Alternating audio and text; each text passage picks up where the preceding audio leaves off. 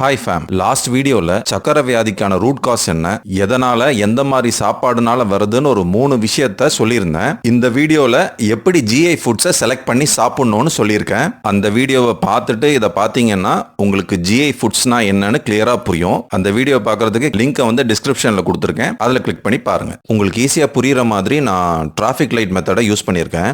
கிரீன்னா low GI foods, அதாவது கம்மியா இருக்கிற ஜிஐ ஃபுட்ஸ்.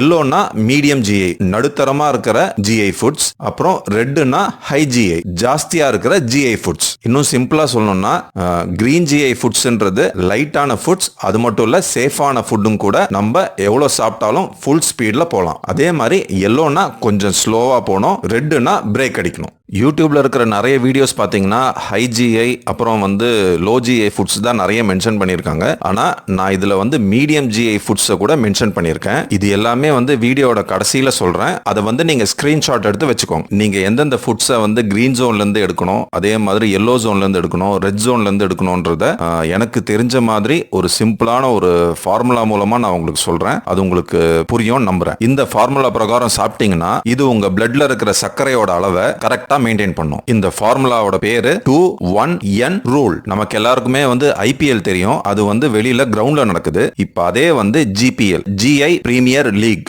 இது வந்து நம்ம சாப்பிடுறோம் இல்லைங்களா பிளேட், அங்க நடக்குது. உங்க பிளேட் வந்து ஒரு கிரிக்கெட் கிரவுண்ட்னு வச்சுக்கோங்க. கிரீன் ஜோன் ஃபுட்ஸ் வந்து கிரிக்கெட்ல வர ஓப்பனிங் பேட்ஸ்மேன் மாதிரிங்க. எப்படி ஒரு ஓப்பனிங் பேட்ஸ்மேன் வந்து ஸ்லோவா ஸ்டெடியா விளையாடுவாங்களோ, இந்த கிரீன் ஜோன் ஃபுட்ஸ் வந்து உங்க பிளட்ல இருக்கிற சுகர் லெவலை ஸ்லோ அண்ட் ஸ்டெடியா வச்சுக்கும். சோ நீங்க சாப்பிடும்போது இதுல இருந்து 2 ஃபுட்ஸை செலக்ட் பண்ணிக்கோங்க. ரெண்டாவது எல்லோ ஜோன் ஃபுட்ஸ். இவங்க வந்து நம்மளுடைய கிரிக்கெட்ல வர மிடில் ஆர்டர் பேட்ஸ்மேன் மாதிரிங்க. சேஃப், ஆனா சில டைம் வந்து நம்ப முடியாது. இதுல இருந்து ஒரு ஃபுட் செலக்ட் பண்ணிக்கோங்க. சோ ஃபைனலா ரெட் ஜோன் ஃபுட்ஸ். இவங்க வந்து பாத்தீங்கன்னா கிரிக்கெட்ல வர லாஸ்ட் பேட்ஸ்மேன் மாதிரிங்க. கொஞ்சம் ரிஸ்க். கிரிக்கெட்ல வந்து எப்படி லாஸ்ட் பேட்ஸ்மேன் வந்து தனியா ஆட முடியாதோ, இந்த ரெட் ஜோன் ஃபுட்ஸையும் தனியா ஆட விடக்கூடாது. அதாவது தனியா சாப்பிடக்கூடாது. அப்படி சாப்பிட்டீங்கன்னா உங்க பிளட்ல இருக்கிற சுகர் லெவல் தாறுமாறா ஏறிடும். இவரை எப்பவுமே 2 கிரீன் ஜோன் ஃபுட்ஸோட சேர்த்து தான் சாப்பிடணும். சோ இதுதாங்க நான் சொன்ன ஃபார்முலா.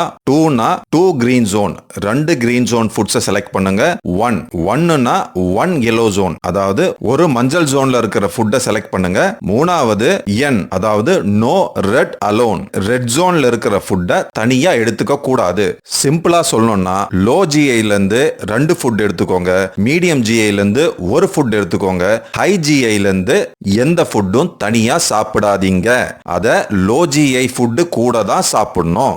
இப்போ நம்ம வந்து ஒரு குழம்பு திக்கா இருக்குன்னு வச்சுக்கோங்க, அதுல தண்ணி ஊத்துனா என்ன ஆயிடும், அதோட திக்னஸ் கம்மி ஆயிடும். அதே தாங்க இந்த ஹை ஜிஐ ஃபுட்ஸ் கூட நீங்க இந்த லோ ஜிஐ ஃபுட்ஸை சேர்த்து சாப்பிட்டீங்கன்னா உங்க பிளட்ல இருக்கிற சுகர் லெவலை டக்குன்னு ஏறாம பாத்துக்கும். சரி, இப்ப நீங்க ஒரு இடத்துக்கு சாப்பிட போறீங்க, அங்க பாத்தீங்கன்னா இட்லி, தேங்காய் சட்னி, அப்புறம் ஒரு அடை தோசை, ஒரு ஸ்வீட், இல்லைன்னா சக்கரை பொங்கல் வச்சிருக்காங்கன்னு வச்சுக்கோங்க. இதை நீங்க எப்படி சாப்பிடணும்னா, இப்ப பாத்தீங்கன்னா தேங்காய் சட்னியும் அடை தோசையும் லோ ஜிஐ ஃபுட்ஸ்ல வரும். இட்லிங்கிறது மீடியம் ஜிஐ ஃபுட்ஸ்குள்ள வரும். அப்புறம் சக்கரை பொங்கல் இல்ல ஸ்வீட், எந்த ஸ்வீட்டா இருந்தாலும் சரி, அது வந்து ஹை ஜிஐ ஃபுட்ஸ்குள்ள வரும். இப்ப நீங்க இந்த இட்லி, அடதோசை, சட்னியோட சாப்பிட்டதுக்கு அப்புறம் தான் கடைசியில தான் ஸ்வீட் சாப்பிடணும். அப்படி சாப்பிட்டீங்கன்னா அதுல இருக்கிற சுகர் உங்க பிளட்ல ஸ்லோவா மிக்ஸ் ஆகும். இதே நீங்க ஃபர்ஸ்ட் ஸ்வீட் சாப்பிட்டுட்டீங்கன்னா உங்க பிளட்ல இருக்கிற சுகர் ராக்கெட் போற மாதிரி சர்ன்னு ஏறிடும். சரி, இப்ப நீங்க ஒருத்தர் வீட்டுக்கு கெஸ்டா போறீங்க, அங்க வந்து பாத்தீங்கன்னா உங்களுக்கு வந்து சுண்டல் வைக்கிறாங்க, அதுல வந்து தேங்காய், வெங்காயம் எல்லாம் வந்து துரி போட்டு வச்சிருக்காங்க.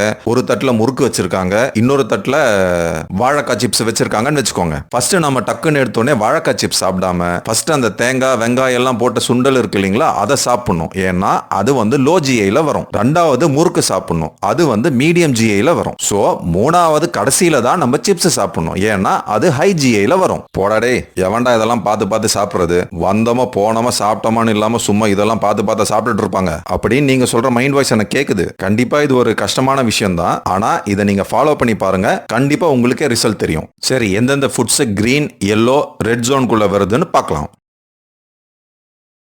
சரி ஃபேம், உங்களுக்கு இந்த வீடியோ யூஸ்ஃபுல்லா இருந்திருக்கும்னு நினைக்கிறேன். அடுத்த வீடியோல சுகருக்கு என்னென்ன பிளட் டெஸ்ட் இருக்கு, உங்களுக்கு தெரிஞ்ச அந்த 3 பிளட் டெஸ்ட் கிடையாதுங்க, அது இல்லாம என்னென்ன பிளட் டெஸ்ட் இருக்கு, அதாவது எனக்கு சுகர் வரப்போகுதா அப்படின்னு தெரிஞ்சுக்கிறதுக்கான பிளட் டெஸ்ட் ஒன்று இருக்கு, அதெல்லாம் என்னன்றத அடுத்த வீடியோல சொல்றேன். நன்றி.